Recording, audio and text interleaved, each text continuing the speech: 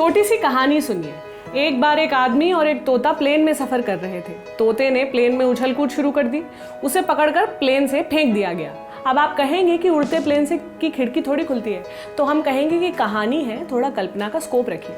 खैर, तोता ठहाका मारते खिड़की के बाहर दिखा। मालिक को लगा कि बाहर बड़ा एडवेंचर है, वो भी उछल कूद करने लगा। उसे भी फेंक दिया गया। फेंके जाते ही उसकी सारी हंसी निकल गई। नीचे गिरने के रास्ते में तोता मिला तो मालिक बोला, ये क्या करा दिया? तोता बोला, तुमने क्यों किया? मेरे पास तो पंख है, मैं कुछ भी करूं। मॉरल ऑफ द स्टोरी, इंसान फैंटम तभी बनता है जब उसके पास कोई बड़ा एसेट हो, संसाधन हो। इस समय चीन फैंटम बनने की कोशिश कर रहा है।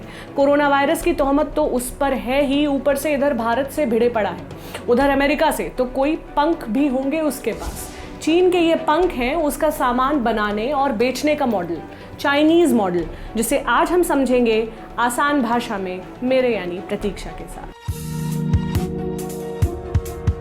हम इस मॉडल की अभी बात क्यों कर रहे हैं? क्योंकि केंद्र सरकार की तरफ से बनने वाले Delhi Meerut semi high speed rail corridor का ठेका एक चीनी कंपनी को मिलने जा रहा है।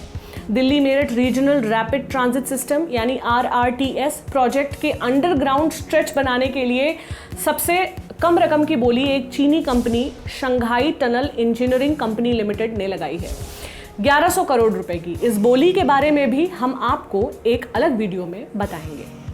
फिलहाल हम इस पर बात करेंगे कि कम पैसा लगाकर भी हर देश में बिजनेस के विस्तार का चीनी मॉडल क्या है, कम लागत में वो कैसे काम चलाते हैं, वो इतने बड़े लेवल पर प्रोडक्शन कैसे करते हैं और क्यों करते हैं। पहला पॉइंट, चीन में मास प्रोडक्शन की वजह क्या है? मास प्रोडक्शन मतलब कोई भी प्रोडक्ट बनाए जाना। ऐसा क्यों करता है चीन? दो वजहें हैं। पहली वजह इकोनॉमी ऑफ स्केल, ये इकोनॉमिक्स का एक मॉडल है।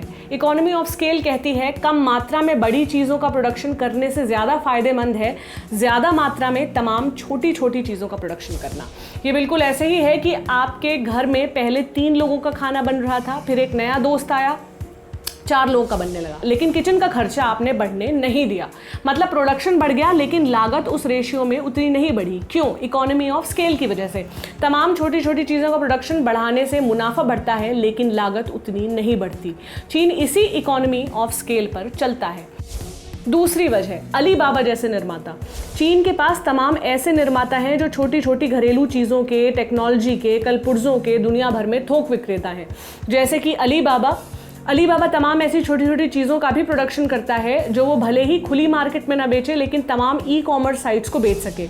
इन साइट्स के जरिए दुनिया भर में वो सामान बिकता है, लोग खरीदते हैं, बाजार के थोक दुकानदार खरीदते हैं, यानी एक प्रोडक्ट चेन बन जाती है। इस तरह की प्रोडक्ट चेन बनाने से चीन की वो समस्या भी हल हो जाती है कि मास प्रोडक्शन से जो इतना माल बना लिया है वो बेचे कहाँ। तीसरा पॉइंट, ये माल इतना सस्ता क्यों मिलता है? चीनी माल इतना सस्ता होने की भी 2 वजहें हैं। पहली वजह, सस्ता लेबर कॉस्ट। इसे ऐसे समझें, हमारे अभिषेक जी जो ये जानकारी आपके लिए लेकर आए हैं, इससे पहले भोपाल में नौकरी करते थे। वहाँ उन्होंने आराम से एक डोमेस्टिक हेल्प उनको मिल गई थी जो उनके घर में काम करती थी, लेकिन फिर वो दिल्ली आ गए। यहाँ अच्छा पेमेंट करने के लिए तैयार होने के बाद भी उन्हें डोमेस्टिक हेल्प नहीं मिल रही। क्यों? क्योंकि यहाँ भोपाल की तुलना में लेबर कॉस्ट ज़्यादा है। अमेरिका जाएंगे तो और भी दिक्कत होगी।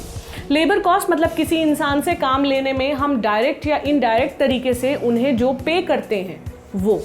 डायरेक्ट पे जैसे सैलरी, इनडायरेक्ट जैसे कंपनी अपने कर्मचारियों के लिए अच्छी कुर्सियां लगवाए, सबकी डेस्क पर सैनिटाइजर रखवाए, ये है इनडायरेक्ट। यही सारी कॉस्ट चीन में कम है। इंसान कम पैसों में भी काम करने को तैयार है, लिहाजा कम लागत में तूफानी तरीके से प्रोडक्शन, और इसी वजह से फिर कंपनियां यही माल आगे भी तुलनात्मक रूप से कम दाम में बेच पाती हैं। दूसरी वजह वही हाई प्रोडक्शन। चीनी माल के सस्ते होने की दूसरी वजह इकोनॉमी ऑफ स्केल से जुड़ी है।